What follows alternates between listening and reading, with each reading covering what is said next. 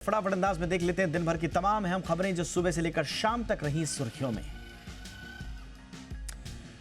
रविवार को हुई बीजेपी कार्य समिति की बैठक में पार्टी के भीतर नाराजगी और खिंची तलवारों की झलक साफ दिखी और इसी बीच योगी आदित्यनाथ ने अपने विरोधियों को इशारों इशारों में कड़ा संदेश दिया। योगी आदित्यनाथ ने कहा कि जब तक बीजेपी सत्ता में है तब तक सबका सम्मान है और अगर 2027 में राज्य सरकार को खरोंच भी आई तो इसका असर ऊपर से नीचे तक साफ दिखेगा। एक तरह से धमकी देते हुए, समझाइश देते हुए तमाम अपने विरोधियों को योगी आदित्यनाथ नजर आए। सीएम योगी ने मंत्री, सांसद, विधायक, मेयर, जिला पंचायत सदस्य समेत पदाधिकारियों को साफ संदेश दिया और कहा कि जनप्रतिनिधियों को साथ मिलकर 2027 की तैयारियों में जुट जाना होगा। इस बीच झारखंड के मुख्यमंत्री हेमंत सोरेन ने आज प्रधानमंत्री नरेंद्र मोदी से मुलाकात की तो कयासों का बाजार फिर गर्म हो गया।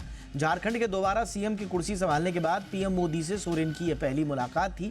हालांकि कहा यह जा रहा है कि पीएम मोदी और सीएम सोरेन के बीच झारखंड के विकास को लेकर बातचीत हुई। इस बात की उम्मीद जताई जा रही है कि उन्होंने झारखंड के लिए फंड या प्रोजेक्ट की मांग की होगी। प्रधानमंत्री कार्यालय की तरफ से पीएम मोदी और झारखंड सीएम की मुलाकात की तस्वीरें भी शेयर की गई हैं। सोरेन ने सोशल मीडिया साइट एक्स पर ट्वीट करके लिखा कि ये शिष्टाचार भेंट थी। सुप्रीम कोर्ट ने कर्नाटक के deputy CM DK Shivakumar को तगड़ा झटका दे दिया। कोर्ट ने शिव कुमार की उस याचिका को खारिज कर दिया जिसमें उन्होंने अपने ऊपर आय से ज्यादा संपत्ति के मामले में जारी सीबीआई की जांच रोकने की मांग की थी। बताया गया है कि शिव कुमार ने मामले के भ्रष्टाचार रोकथाम अधिनियम के तहत दर्ज किए जाने पर आपत्ति जाहिर की थी। सुप्रीम कोर्ट से जांच को खत्म करने की मांग की थी। सुप्रीम कोर्ट की जज जस्टिस बेला त्रिवेदी और जस्टिस एलसी शर्मा की बेंच ने कहा कि वो कर्नाटक हाईकोर्ट के आदेश में हस्तक्षेप के लिए तैयार नहीं है। जम्मू कश्मीर में आतंकियों के खिलाफ सेना का सर्च ऑपरेशन लगातार जारी है। अखनूर इलाके में 2 संदिग्धों की मौजूदगी की खबर आज मिली और उसके बाद से संयुक्त बलों ने इलाके को घेर कर सर्च ऑपरेशन शुरू कर दिया है। स्थानीय लोगों ने संदिग्धों के अखनूर में छिपे होने की खबर सुरक्षा बलों को दी थी।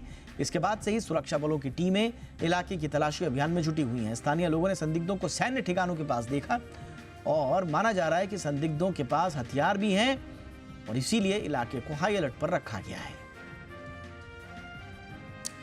एएसआई ने मध्य प्रदेश के धार जिले में स्थित बोधशाला का सर्वे पूरा कर लिया है और अपनी 2000 पेज की रिपोर्ट मध्य प्रदेश हाईकोर्ट की इंदौर बेंच को सौंप दी है। अब 22 जुलाई को मसले पर सुनवाई होगी। हिंदू समुदाय बोधशाला को वाग देवी यानी कि देवी सरस्वती का मंदिर मानता है। मुस्लिम पक्ष इसे कमाल मौला मस्जिद कहता है।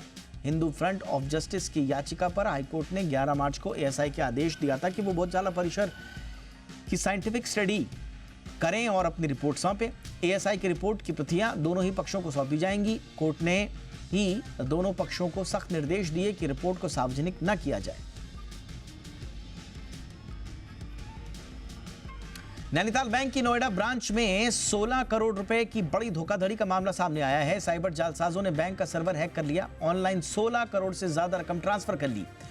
बैलेंस शीट का सही मिलान न होने पर बैंक कर्मचारियों के होश उड़ गए, जिसके बाद नोएडा पुलिस के साइबर क्राइम थाने में एफआईआर दर्ज कराई। ठगों ने 16 करोड़ रुपए से ज्यादा की रकम सिर्फ 5 दिनों के भीतर 89 अलग अलग अकाउंट्स में ट्रांसफर कर ली। चोरों की तलाश के लिए पुलिस ने टीमों का गठन कर लिया है और उन्हें पकड़ने की कोशिशें जारी हैं। कावेरी जल विवाद फिर गर्मा गया है। तमिलनाडु के मुख्यमंत्री एमके स्टालिन ने कावेरी जल विवाद को लेकर कर्नाटक सरकार के रुख की आलोचना की है। उन्होंने अंतर्राज्यीय नदी विवाद को लेकर कल यानी कि 16 जुलाई को सर्वदलीय बैठक बुलाई है। स्टालिन ने कहा कि कर्नाटक के 4 मुख्य बांधों में कुल भंडारण 75 टीएमसी फिट है, जबकि तमिलनाडु के मेट्टूर जलाशय में जल का स्तर मात्र 13 टीएमसी फिट है। स्टालिन ने कहा कि कर्नाटक की ओर से कावेरी जल नियमन समिति के निर्देशों के अनुसार पानी छोड़ने से इनकार करना तमिलनाडु के किसानों के साथ धोखा है और राज्य कभी भी इसे बर्दाश्त नहीं करेगा।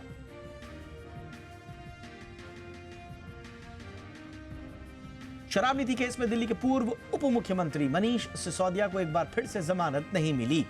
सीबीआई केस में मामले में रावलपिंडी कोर्ट ने सिसोदिया की जुडिशियल कस्टडी 22 जुलाई तक बढ़ा दी। जमानत याचिका पर सुनवाई के दौरान सिसोदिया वीडियो कॉन्फ्रेंसिंग के जरिए कोर्ट में पेश हुए। सिसोदिया ने शराब नीति घोटाले से जुड़े ईडी और सीबीआई केस में जमानत पर पुनर्विचार को लेकर अलग अलग याचिकाएं लगाई हैं। दरअसल सुप्रीम कोर्ट ने 4 जून को सिसोदिया की जमानत याचिका पर विचार करने से इनकार कर दिया था और इसके बाद सिसोदिया ने इस पर दोबारा विचार करने की याचिका लगाई थी। महाराष्ट्र के पुणे की ट्रेनी आईएएस ऑफिसर पूजा खेटकर के माता पिता फरार हैं। पुलिस ने आज कहा कि उनसे संपर्क करने की कोशिश हो रही है, लेकिन उन्होंने अपना फोन ही बंद कर दिया है। पुलिस ने कहा कि उनकी टीम बानेर रोड पर स्थित बंगले पर कल और आज 2 बार गई, लेकिन वहां कोई नहीं मिला। पुलिस ने कहा कि एक बार जब उन्हें ढूंढ लिया जाएगा तो जांच बैठा दी जाएगी और कानूनी कार्रवाई आगे बढ़ाई जाएगी। पूजा की मां मनोरमा का एक वीडियो वायरल हुआ था जिसमें वो पिस्तौल से किसानों को धमकाती हुई नजर आ रही थी। इसके बाद पुलिस ने उन पर एफआईआर दर्ज की।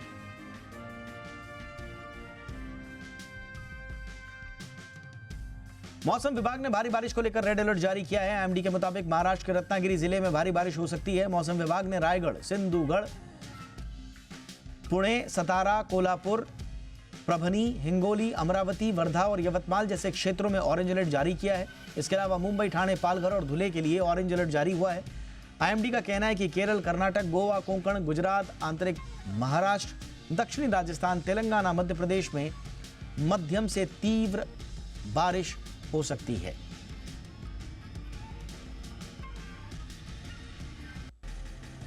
दिल्ली एनसीआर के कई इलाकों में आज तेज बारिश हुई। जोरदार बारिश के बाद कई इलाकों में जलभराव हो गया। बारिश के बाद दिल्ली में लोगों को गर्मी से राहत तो मिली, लेकिन परेशानियों का भी सामना करना पड़ा। दिल्ली में बारिश के बाद कई इलाकों में जाम की समस्या का सामना करना पड़ा। मौसम विभाग ने दिल्ली एनसीआर समेत पूरे उत्तर भारत में बारिश का अलर्ट जारी किया है। अगले कई दिनों तक दिल्ली में बारिश होने की संभावना है।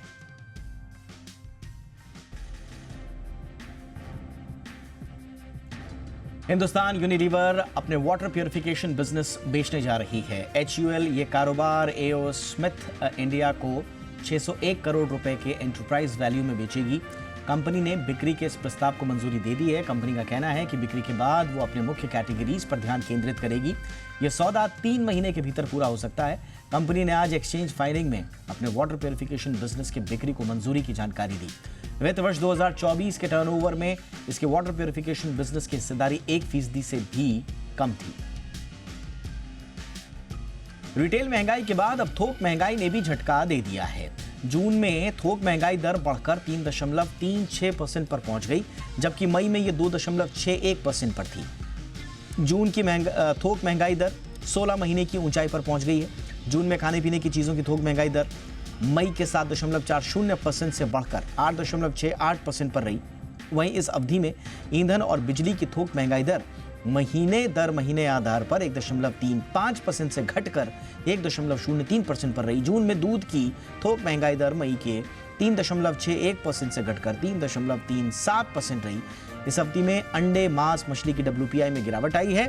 जून में सब्जियों की थोक महंगाई मई के 32.42% से बढ़कर 38.76% पर रही।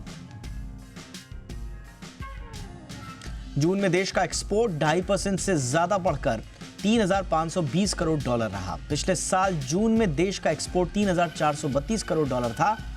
सालाना आधार पर जून में देश का व्यापार घाटा 1,919 करोड़ डॉलर से बढ़कर 2,098 करोड़ डॉलर पहुंच गया। हालांकि मंथली आधार पर इसमें कमी दर्ज हुई है। ये आंकड़े वाणिज्य मंत्रालय की ओर से जारी किए गए हैं। वाणिज्य सचिव सुनील बर्तवाल ने कहा कि पॉजिटिव ग्लोबल ग्रोथ और महंगाई में कमी को देखते हुए उम्मीद है कि ट्रेड में ग्रोथ जारी रहेगी। HDFC लाइफ इंश्योरेंस कंपनी ने अप्रैल-जून तिमाही के नतीजों का ऐलान कर दिया है। इस दौरान कंपनी का मुनाफा करीब 15% बढ़कर 478 करोड़ रुपए रहा। पिछले साल इसी दौरान कंपनी की मुनाफा 415 करोड़ रुपए रहा था। सालाना आधार पर कंपनी की नेट प्रीमियम आय 11,480 करोड़ रुपए से बढ़कर 12,510 करोड़ रुपए रही। सालाना आधार पर कंपनी की सॉल्वेंसी रेशियो 200% से घटकर 186% रही। कंपनी के बोर्ड ने NCDs के जरिए 2,000 करोड़ रुपए तक जुटाने को मंजूरी दी है। HDFC AMC ने अप्रैल-जून तिमाही में अनुमान से अच्छे नतीजे पेश किए। सालाना आधार पर कंपनी का मुनाफा 26% बढ़कर 604 करोड़ रहा। इस दौरान जी बिजनेस ने 574 करोड़ रुपए के मुनाफे का अनुमान दिया था। कंपनी की आय सालाना आधार पर 575 करोड़ रुपए से बढ़कर 775 करोड़ रुपए रही। कामकाजी मुनाफा भी 429 करोड़ रुपए से बढ़कर 595 करोड़ रुपए पर पहुंच गया। मार्जिन 74.6% से बढ़कर 76.73% पर पहुंच गया, जबकि जी बिजनेस ने 76.2% मार्जिन रहने का अनुमान दिया था। जून तिमाही में बैंक ऑफ महाराष्ट्र ने शानदार नतीजे पेश किए हैं। सालाना आधार पर बैंक का नेट प्रॉफिट 46% बढ़कर 1,293 करोड़ रुपए रहा। पिछले साल इसी दौरान बैंक का मुनाफा 882 करोड़ रुपए रहा था। तिमाही आधार पर बैंक का ग्रॉस एनपीए 1.88% से घटकर 1.85% रहा, जबकि नेट एनपीए बिना बदलाव के 0.2% पर स्थिर रहा। पिछली तिमाही में बैंक का नेट इंटरेस्ट इनकम 20% बढ़कर 2,799 करोड़ रुपए रहा था।